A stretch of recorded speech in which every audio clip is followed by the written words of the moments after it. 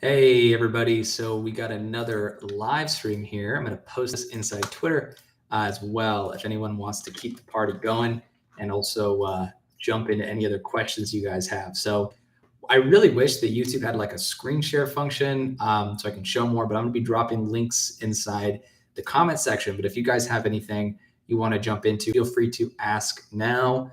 We can kind of, chop it up a little bit more. So if you have anything, feel free to ask, and we can go into it. Anything you guys want to talk about, now is the time. I'm happy to answer any questions. But what I want to really do, I think, first and foremost, is just kind of, give a little bit more context into what's been working for me so far, what I think, I'm going to post this in here. One sec.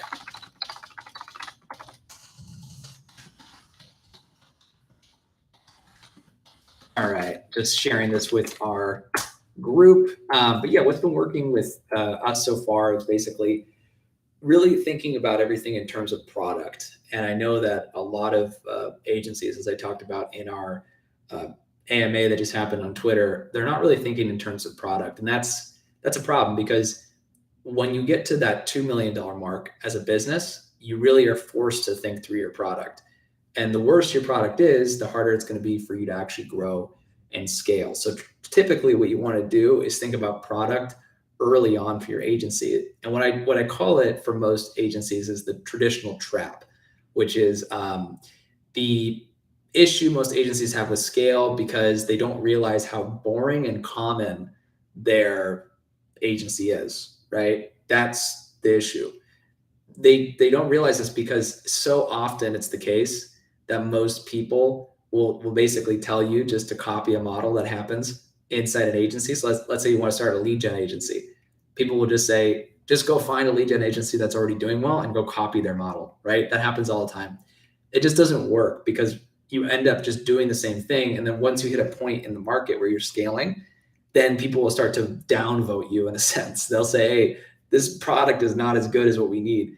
And to get from $2 million to $10 million, you need a product that's so good that everyone says yes to it, everyone loves it, and everyone's sharing it, right? That's what you need to get past that $2 million mark.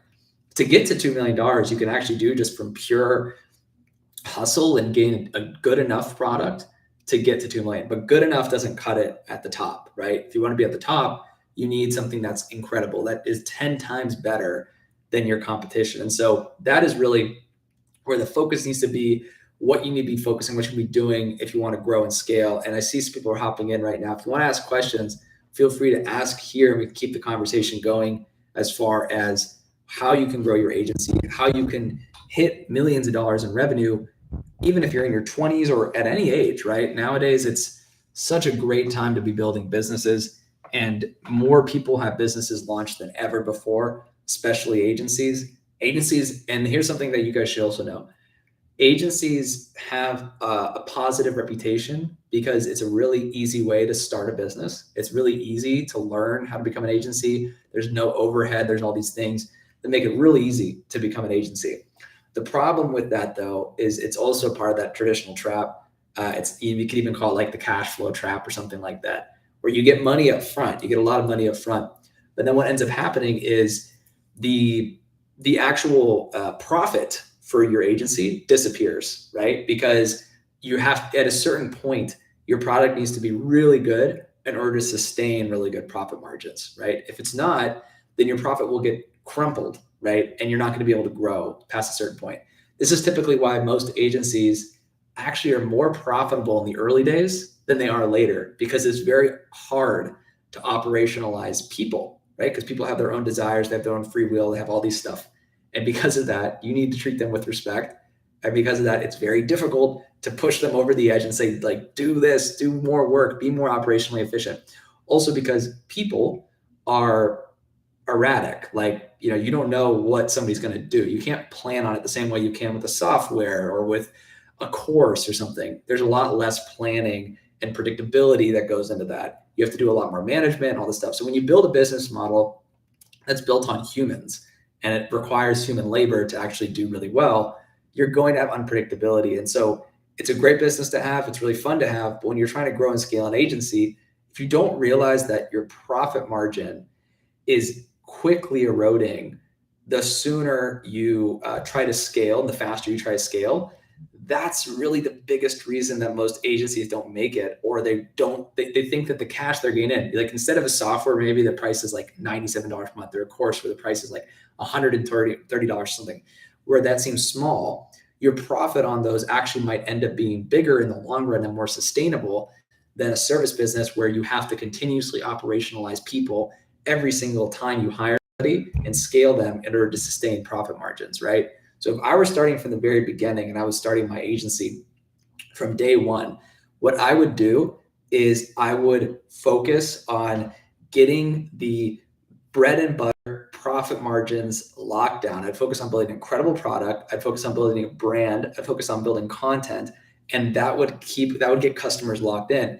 I would then do a course. I would start with that, and then that course I would then use to get my initial user base of people. Because if I have that user base and they're using the course, they're enjoying the course, then I could build additional solutions. If you're not interested in building a software product, you don't have to build a software product to make this work, but you could build a software. You could also just continue scaling the agency at that point.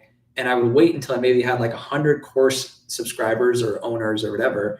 And from there, then I would grow the actual agency, right? Because you have that base, you have that trust, you have that authority. Plus you have that cash flow, because again, it's JK Molina. We interviewed him recently on the podcast. My business partner did, Jordan. JK Molina has this really cool phrase called likes are not cash, right? He has a lot of likes because he's pretty big on Twitter, but they're not cash, right? And the reason why is because the amount of likes you get online don't always translate to profit or to revenue. And that is why Alex Hormozi also says that the riches are in the niches, right? So the more niche you could be, typically, the better the arbitrage opportunity, the more money you can make, right?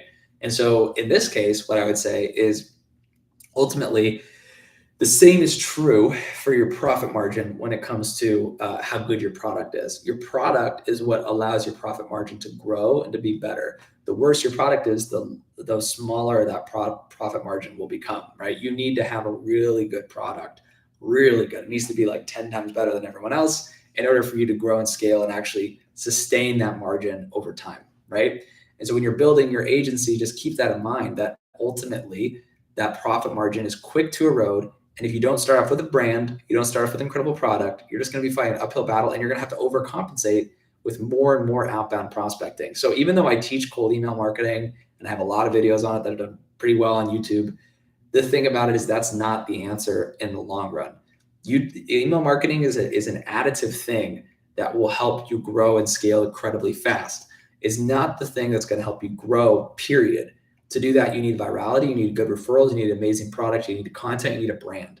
You need those things first. You build that foundation, then you go layer on the email marketing, then you go layer on all these other channels, and you'll make it work, right? So start there, scale that, and then you'll grow. So if anyone's watching this now or later, feel free to share this YouTube live stream with anyone you think would find it valuable. I'm losing my voice, so I'm gonna hop off. I only got like 3 hours of sleep last night. I did this like new workout, Barry's Boot Camp, if you ever heard of it, and my right arm is killing me, so I only got like 3 hours of sleep. So I'm gonna peace out. But if you like this video, if you know somebody who would like this, feel free to share it with them. Feel free to drop comments below, and I'm happy to share more with you about how to build that business and how, if I were to start from scratch, what I would do differently, how I would grow, how I would scale, etc. Now, I'm gonna also, before I jump, up a couple of links in here if you guys want them, that I also dropped inside Twitter. And this is basically the link to get all of my, that one there, it's all my scripts. If you want to get our podcast, if you want to listen to that, you can go here as well, listen to our podcast.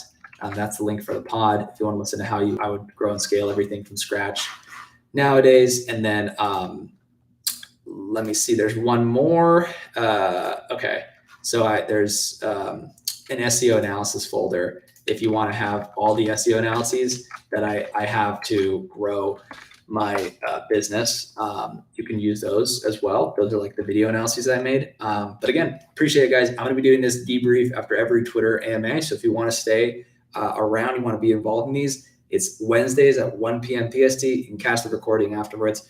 Peace.